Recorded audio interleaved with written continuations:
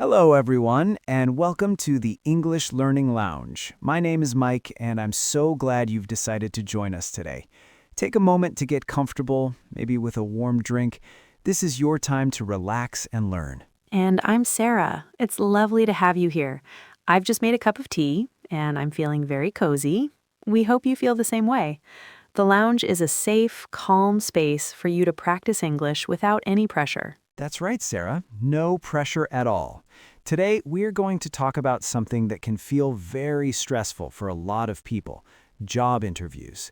Specifically, we're going to focus on that one big question that usually comes first. The one that makes your heart beat a little faster. The interviewer smiles and says, "So, tell me about yourself." Exactly, and your mind goes completely blank. It's a difficult question for native speakers too, but when you're speaking in a second language, it can feel even more difficult. Our goal today is to make this question feel much, much easier. We're going to give you a simple, clear 5-step template you can use every time. It's a recipe for a great answer. By the end of this episode, we want you to feel calm and confident about introducing yourself in any interview. So let's start by talking about why this question feels so difficult. Sarah, what do you think is the biggest reason? I think for many English learners, the biggest fear is making a mistake. You worry about using the wrong grammar or the wrong word, and you think the interviewer will judge you. Right, that fear of mistakes. It's so powerful, and it can make you forget all the English you know. You're not thinking about your experience or your skills, you're just thinking about grammar. Exactly. Another reason is that the question is so open. Tell me about yourself. Where do you start?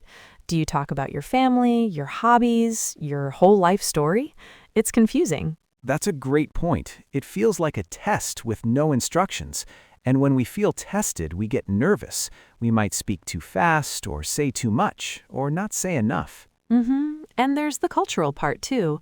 In some cultures, it's not common to talk about your own achievements. It can feel like you are bragging or being too proud, so it feels unnatural. Yes, all of these things create a lot of pressure. But here is the most important thing we want you to remember today. Please listen closely. The interviewer is not looking for perfect English. That is so important. Let's say it again. The interviewer is not looking for perfect English. They're looking for clear ideas.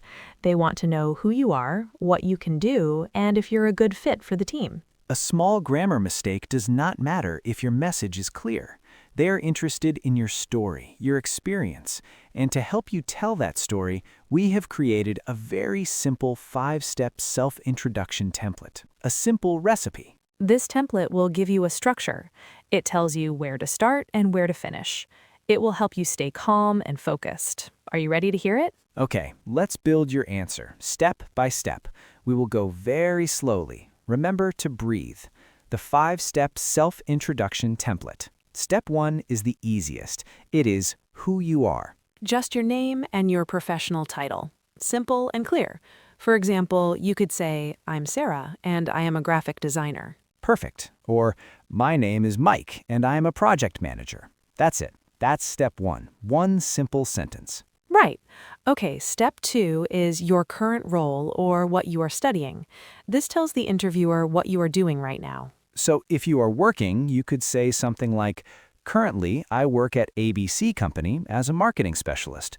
Or a simpler way, I am a marketing specialist at ABC Company. And if you are a student, you can say, "I am currently studying computer science at the University of Toronto," or "I recently graduated with a degree in finance." Exactly. So let's combine steps 1 and 2. It could sound like this. My name is Mike, and I am a project manager.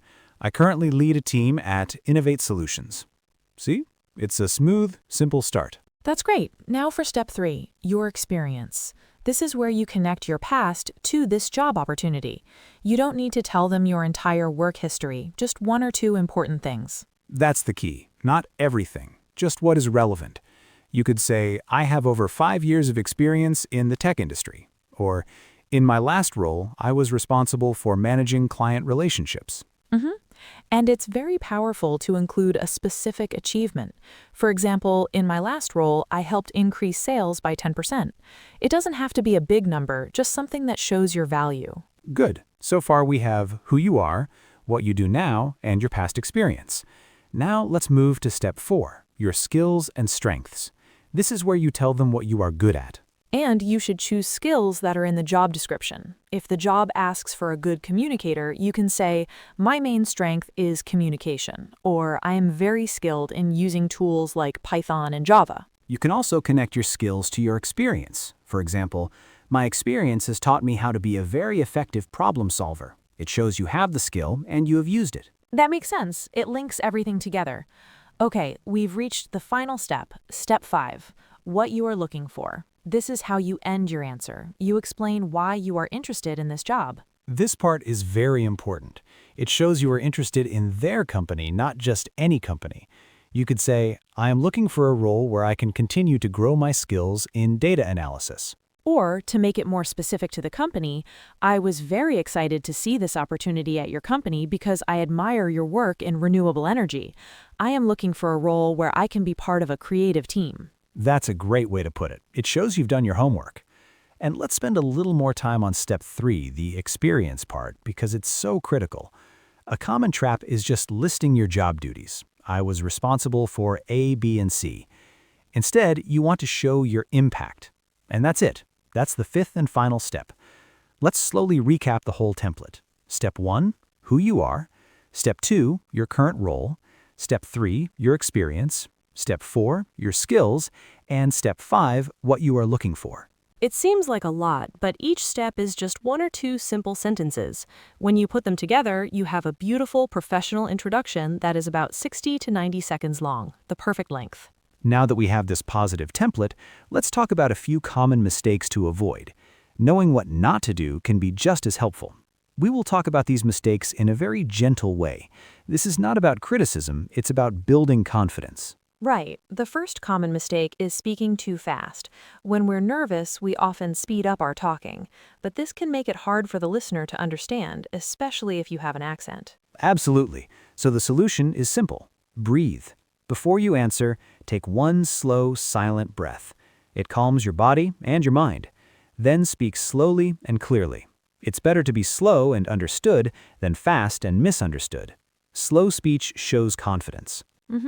The second mistake is giving too much personal information. Remember, this question is a professional introduction, not a personal one. Yes, you should not talk about your family, your age, or your personal hobbies unless they ask you. The 5-step template helps with this because it keeps you focused only on professional information. Okay, a third mistake is sounding unnatural or robotic. This can happen if you memorize a script and say it word for word. The interviewer wants to connect with a person, not a robot. So our advice is to use the template as a guide, not a perfect script. Practice the key points for each step, but allow the words to be a little different each time. This will make your answer sound much more natural and conversational. That's a great tip, and here's a really important one.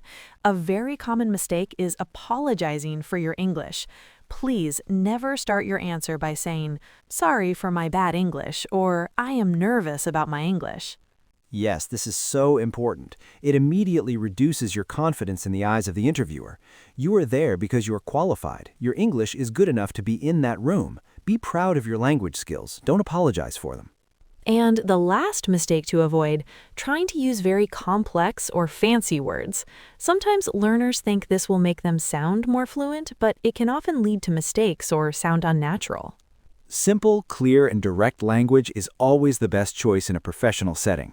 The template we shared uses exactly that kind of language. Trust it. Simplicity is a sign of confidence. Okay, we've learned the template and we've learned what to avoid. Now I think it's time to hear it in action. How about we do some role-playing, Mike? I think that's a great idea. Let's do 3 different scenarios so our listeners can hear how the template can be used in different situations. For our first role play, let's imagine an entry-level job, maybe for a position as a junior marketing assistant. I'll be the interviewer, and Sarah, you can be the candidate. Okay, I'm ready. Hello, Sarah. Thank you for coming in today. To start, could you please tell me a little bit about yourself? Of course. My name is Sarah, and I am a recent marketing graduate. I just completed my degree at City University, where I focused on digital marketing. During my studies, I had an internship where I helped manage social media accounts for a small startup. That experience taught me how to create engaging content and analyze its performance. I am a very creative person and a fast learner, and I'm really looking for an opportunity to start my career in a dynamic company like this one. And scene. Sarah, that was fantastic. Did everyone hear the 5 steps? She started with step 1, who she is, a recent marketing graduate. Then for step 2, I talked about what I'm doing now, which is completing my degree. For step 3, experience, I mentioned my internship because that's my most relevant experience. And for step 4, skills, you said you were creative and a fast learner, perfect for an entry-level role. Finally, step 5, you connected it all to the company. It was slow, clear, and confident. Thank you. Now let's try a different situation. What about a career change? This can be tricky. Let's say a former teacher applying for a project manager role. This time, I'll be the interviewer. Okay, perfect. I'm ready. Hi, Mike. Thanks for being here. Let's begin. Could you tell me about yourself? Thank you for having me. My name is Mike. For the past 8 years, I have worked as a high school teacher. In that role, I was responsible for planning the curriculum for the entire year, managing classrooms of up to 30 students, and communicating with parents. This experience taught me essential project management skills such as planning, organization, and clear communication. I am a highly organized and dedicated professional, and I am now looking to apply my skills in a project management role where I can help teams achieve their goals effectively. Okay, great job, Mike. The key there was how you connected your teaching experience to project management. You didn't just say, I was a teacher. You explained what you did as a teacher. Right. In step 3, experience, I focused on transferable skills. Planning curriculum is like project planning. Managing a classroom is like team management. For a career change, you have to build that bridge for the interviewer. Exactly. You showed them how your past fits their future. Okay, one more. Let's do a remote international job. Maybe a software developer applying for a job in a company in another country. Mike, you can be the interviewer again. Sounds good. Okay. Hello, Sarah. We're glad you could connect with us today. To get us started, please tell me a bit about yourself. Hello, and thank you. My name is Sarah, and I am a front-end software developer with 6 years of experience. Currently, I work for a tech company in my home country where I collaborate with a distributed team across different time zones. In my current role, I helped rebuild our main product's user interface, which improved user satisfaction by 15%. My strengths are in JavaScript and React, but also in asynchronous communication and remote collaboration. I am looking for a challenging remote role where I can contribute to an innovative international team, and your company's mission really resonates with me. Excellent. What I loved about that answer was how you focused on skills relevant to remote work. You mentioned a distributed team, different time zones, and asynchronous communication. Right. For a remote job, they need to know you can work well without being in the same office. So in step 4, skills, I included those soft skills for remote work, not just the technical skills. It shows I understand the unique challenges of the role. Perfect. We hope those examples were helpful. You can see how the same 5-step structure works for completely different situations. It is flexible and effective. Now it's your turn. We would like to guide you through a short reflection. This is a moment for you to practice.